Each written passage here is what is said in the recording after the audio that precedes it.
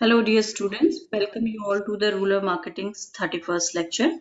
And today's topic for discussions are rural credit supply in India, sources of rural financing, the institutional or formal rural financing, cooperative credit societies, land development banks. So let's start first with rural credit supply in India. In previous lecture, we have learned about what is financial system, rural financial system, and to provide the rural financing, to supply the credit or to provide the credit to the rural people, we have two types of institutions. One is non-institutional or informal rural financing system, and another one is institutional or formal rural financing system. As we know, rural development is important pillar for any country's successful development and growth. And we have seen the meaning of rural development also in the previous lectures. And we have seen that the key issues faced by Indians for rural development is the need for the rural credit. Rural credit, as we know, it means providing the loan facility to the people of India, and today we will explaining the different sources of credit in India. So first one is your non-institutional source of rural credit. Let's see what is it. So non-institutional source of credit are informal as they are not availed through any legal formalities. It includes taking loans from money lenders, okay, your friends, relatives, landlords, neighbors, shopkeepers, farmers, traders, intermediaries, village mahajans, and other local income groups. So we have seen that there is no legal formalities by taking the loan from these peoples or these groups, but the drawback is there. Such loans include paying an extremely high rate of interest on the credit and a lot of exploitations by the creditor to the person who is taking the loan. Okay, so it is contrary to the formal rural financing.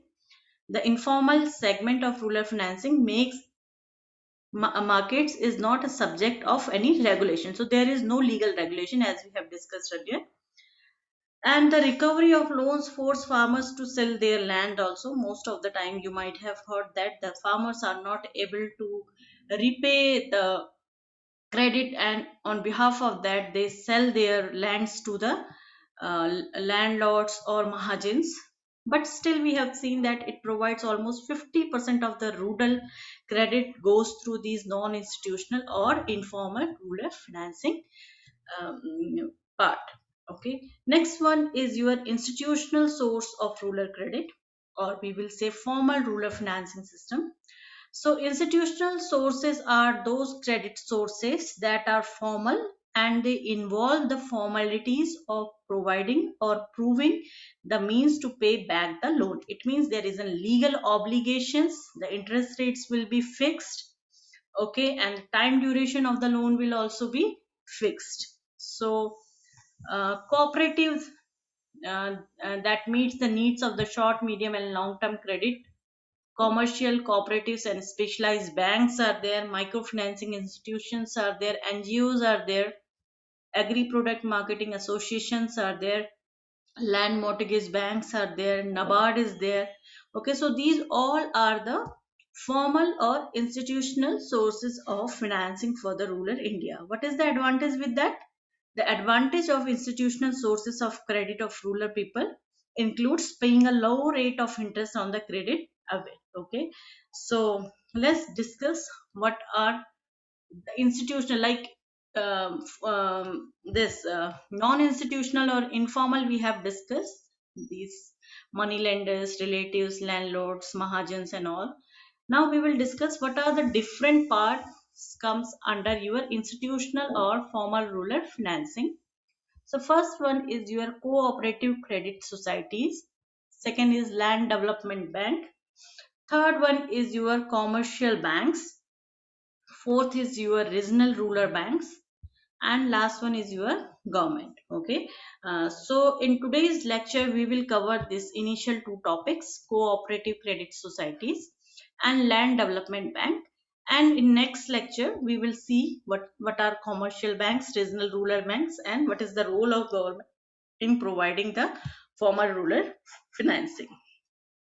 So let's start first see the structure of agriculture credit system in India. The source of this diagram is Reserve Bank of India Bulletin, November 2004.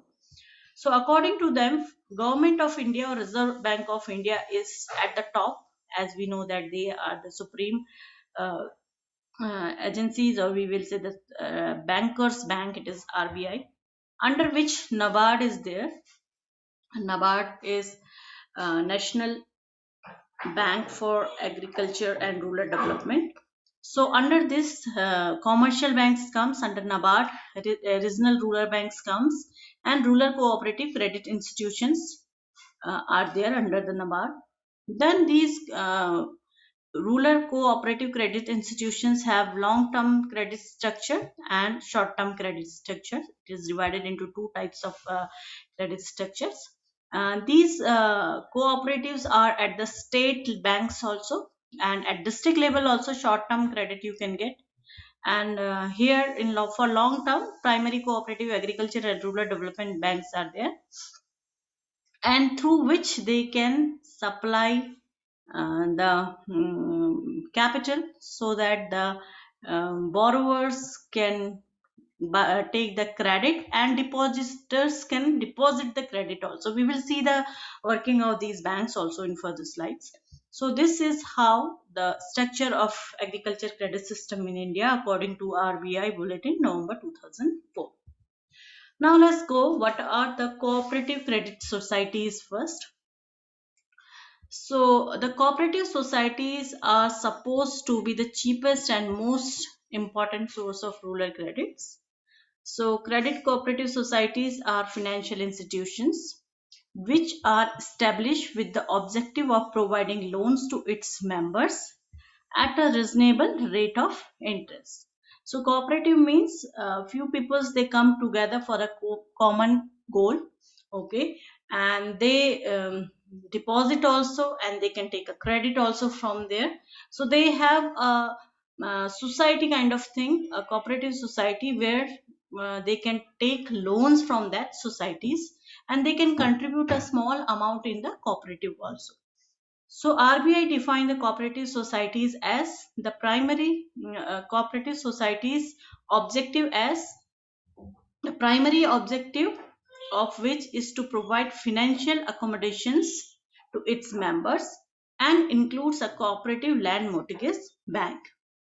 Cooperative credit societies who confines their activities to their members alone and who do not perform banking functions. So basic banking functions will not be there, but they will just provide the credit societies. They will provide the credit facilities. Short-term and medium-term credit requirements can be satisfied by the rural credit societies. So examples, for showing you the examples, I will share you one website. We can see from here. You can also go through this website and you can check. So this is the multi-state cooperative society. So Department of Agriculture, Cooperative and Farmers Welfare. So in these societies, state wise you can get the list of cooperative societies like Visakhapatnam Cooperative Bank Limited, and we can search for our state also, Uttarakhand. Let's see if something is there. So in this, see, this is UP Pahal Avam Basis Sahkari Sangh. Okay, so Uttarakhand Nainital Welfare Society, 3rd December 2015. Let's see some other cooperative societies also for our state if they are registered here. So Bhesa Sanghs, you might be aware of that. Let's check once again. So you can see that the list of cooperative societies are there, and you can search in this list, or you can go through this website and you yourself can check what are the different societies running in your state. Cooperative societies are running in your state also. Okay, I'm not getting it right now, but you can yourself search for this. Okay, let's go to our main slide.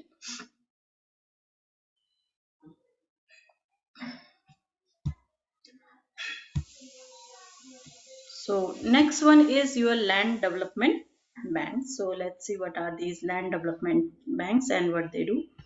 So Indian farmers needs, we know in previous lecture also we have learned that they are of three kinds: short term, medium term and long terms. So for short terms and medium terms, credit requirements can be fulfilled by cooperative banks and institutions like CCBs and SCBs, and farmers have to borrow for long term needs also. Long terms, the period we have learned that 5 to 20 years, for buying equipments like pump sets, tractors, and for other development purposes such as reclamations of land, fencing, digging of a new well, construction of a tank or tube well, or buying additional land. So thus a need for a specific kind of institutions to provide long-term financing to the Indian agriculturists was essentially felt. So consequently, the land development banks came into the existence for long-term need. Okay, for long-term need, and which kind of needs? To buy equipments, to buy lands for digging a well, for fencing your farm. So for these kind of work, you need long term loans, because these loans obviously it will be big amount. Okay, so to repay that you need a period, long period of time also. So essentially the development banks were the first cooperative banks came in the year 1920 in at Jind in Punjab, and unfortunately it didn't function well that time. But the real beginning of this land cooperative banks was made in the year 1929, when central land mortgage banks came into existence in Maharashtra.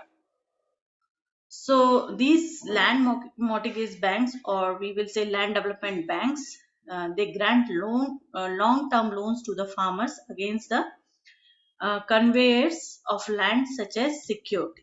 Okay, so these all are the parts. So let's see what are the different examples, or what are the different land development banks exist.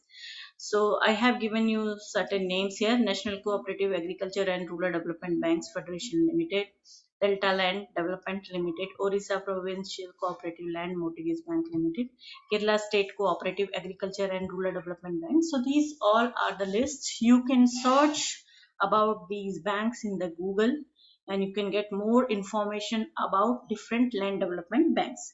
So this is all for today's lecture. Let's very quickly do a revision what all things we have learned in today's lecture.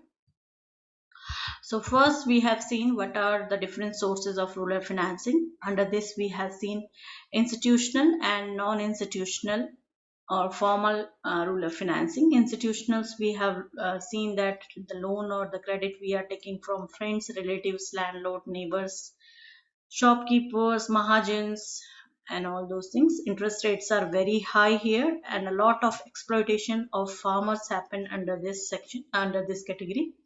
Second is formal rural financing, under which various cooperative societies are there, microfinancing institutions are there, NGOs are there, land mortgage banks are there, government agencies, NABARD, all these comes under the formal rural financing. Then under the formal rural financing, different categories we have seen, like cooperative credit societies, land development banks, commercial banks, regional banks, and government. And then we have seen that structure of agriculture credit system in India, how the credit supply happened.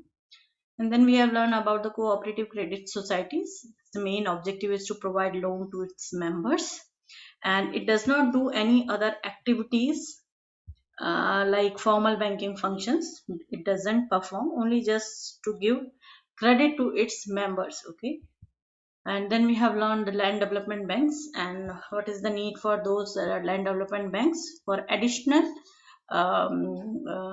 development works like digging of well, fencing of wall, purchasing new land. Okay, these banks provides long term credit.